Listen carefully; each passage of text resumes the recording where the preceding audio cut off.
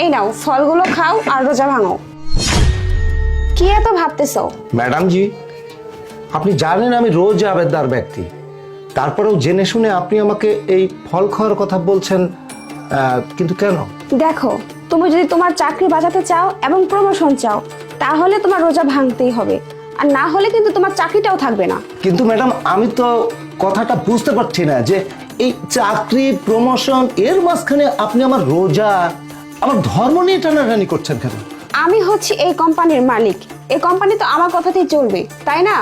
এই কোম্পানি ভালো মন্দ তো আমি দেখবো না, তো আর কে দেখবে শুনি? এখন কথা হচ্ছে যে আমি তোমাকে যে অফারটা দিলাম, তুমি রোজা ভেঙে তোমার চাকরি বাঁচাবে কিনা সেটা তুমি ভেবে দেখো। আপনার কথা সব ঠিক আছে ম্যাডাম, কিন্তু আপনার এই চাকরি আর এই প্রমোশনের জন্য আমি এই ফল খেয়ে রোজা ভাঙতে পারবো।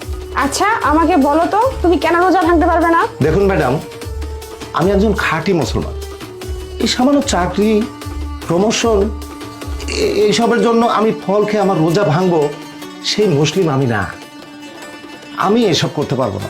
আচ্ছা, আপনি যে রোজা ভাঙতে চাচ্ছেন না, এর জন্য যদি আপনার চাকরিটা আজকে চলে যায়, তাহলে আপনার সংসারটা চলবে কি করে? আপনার ফ্যামিলিতে তো আপনার বাচ্চা কাচ্চা আছে, তাদের পড়াশোনা, খাওয়া দাওয়া, তারপর আপনাদের নিজেদেরও চলতে হবে। আপনি সেসব করবেন কি করে বলেন? তাছাড়া দেখুন, এই সামান্য রোজা ভাঙার জন্য আপনার চাকরিটা চলে গেলে কিন্তু আপনারই অসুবিধা হবে। তার থেকে ভালো আপনি রোজাটা ভেঙে ফেলুন। আমি আর আপনি ছাড়া দেখুন কেউ নেই, আর কেউ দেখবেও না। হ্যাঁ ম্যাডাম, আপনি আমাকে যেটা বলছেন ঠিক আছে, আপনি ছাড়া আমি ছাড়া এই রুমের মধ্যে আর কেউ নেই, কিন্তু আমি রোজা যদি ভাঙি উপর আল্লাহ তো দেখবে।